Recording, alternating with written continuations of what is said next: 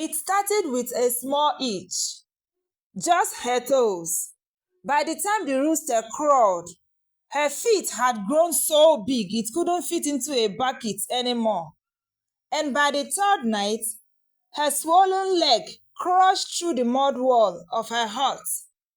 That's when she heard the voice whisper through the wind, "You left your shoes for them. Now they are wearing your legs." Ngozi was a beautiful young woman in her late 20s.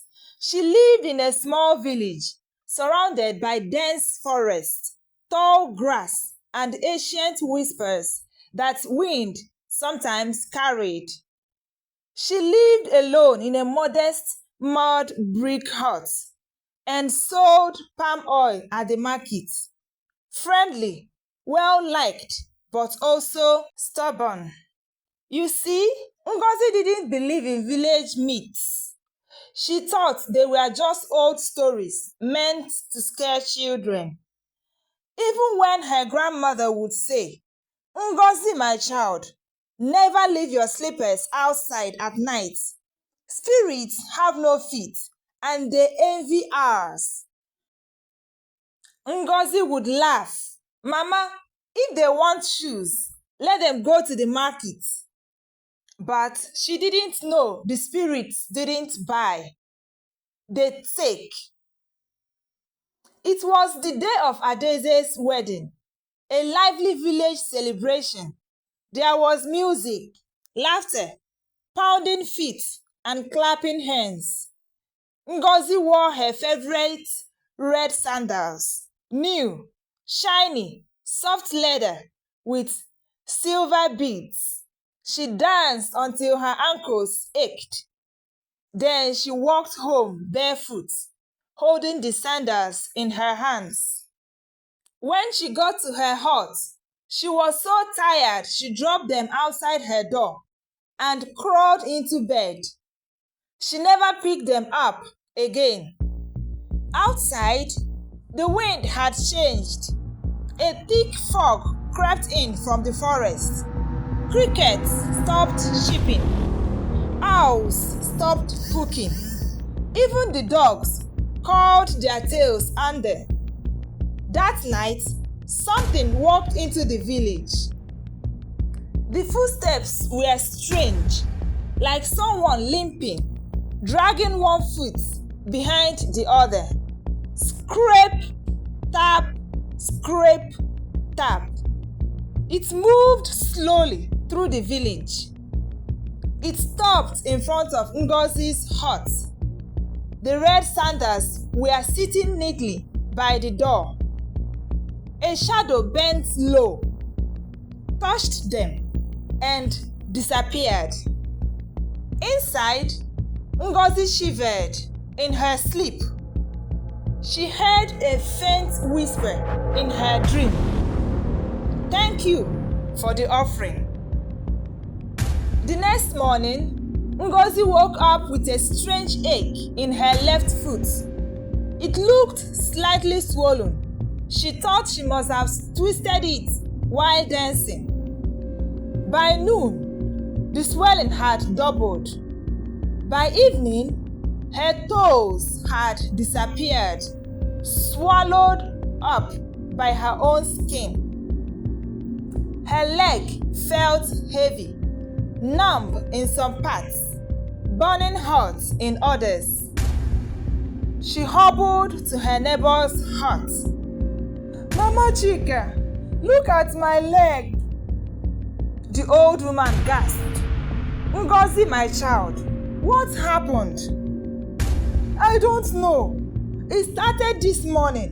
It keeps growing." Mama Chika's voice dropped. "Did you leave anything outside last night?" Ngozi paused. "My sandals." Then Mama Chika muttered something and hurried away, refusing to say any more. That night, Ngozi didn't sleep. The pain was too much. Her leg pulsed like it had its own heartbeat. She felt movement beneath her skin, like something shifting inside her flesh. She screamed. Villagers rushed in with torches. What they saw terrified them. Ngozi's leg now looked inhuman. The skin was dark, cracked, ashy, with black lines running through it like veins filled with charcoal. They called the herbalist. He came, looked at her leg, and refused to touch it. "This is not sickness," he said. "This is spirit work." As the village panicked, a figure appeared at the end of the crowd. Mama Efe, the oldest woman in the village. She hadn't been seen in nearly a year. She moved slowly, eyes cloudy with age, but sharp with wisdom. She looked at Ngozi, then at the empty space by the door. Her voice was low. "The unseen ones came last night. You fed them with your sandals. Now they wear your legs." Ngozi cried. "What do I do?" Mama Efe said, "You must find the sandals. Burn them before the next moon rise, or they will finish the job." The villagers searched the area, the bush, even the footpath. They never found the sandals. But they did find two strange black footprints, scorched into the earth, one small and one giant. Both led away from Ngozi's house into the forest. That night, Ngozi's screams echoed through the village. Her leg had grown so massive it cracked the walls of her hut. She begged the spirits to leave her alone, but it was too late. From the forest came the sound: tap, scrap, tap, scrap, and the whisper again: "You gave us shoes. Now we walk with your legs." The next morning, Ngozi was gone.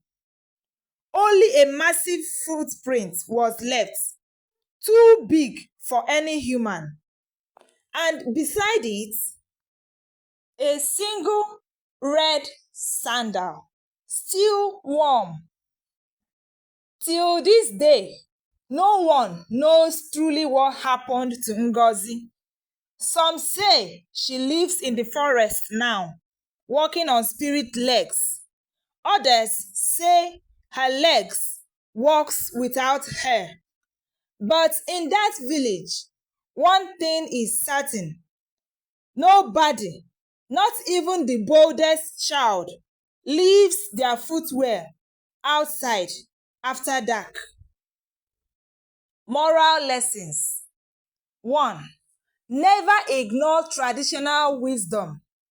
Elders pass down rules and taboos not just for culture, but for protection. Ignoring them can open the door to unseen dangers. 2.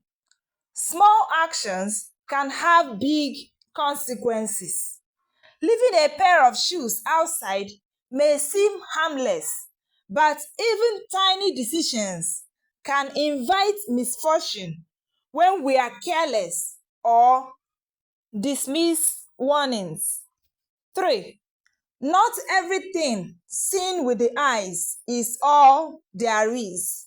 The world holds mysteries beyond what we understand. Respecting the unknown can sometimes be the best form of survival. This is Ifijide's Folktale.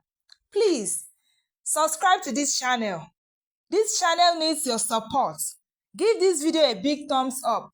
Share this video to your family and friends. And please And please recommend this video. See you in my next one. Thank you so much, my returning subscribers. Thank you for watching. See you in my next one. Bye-bye.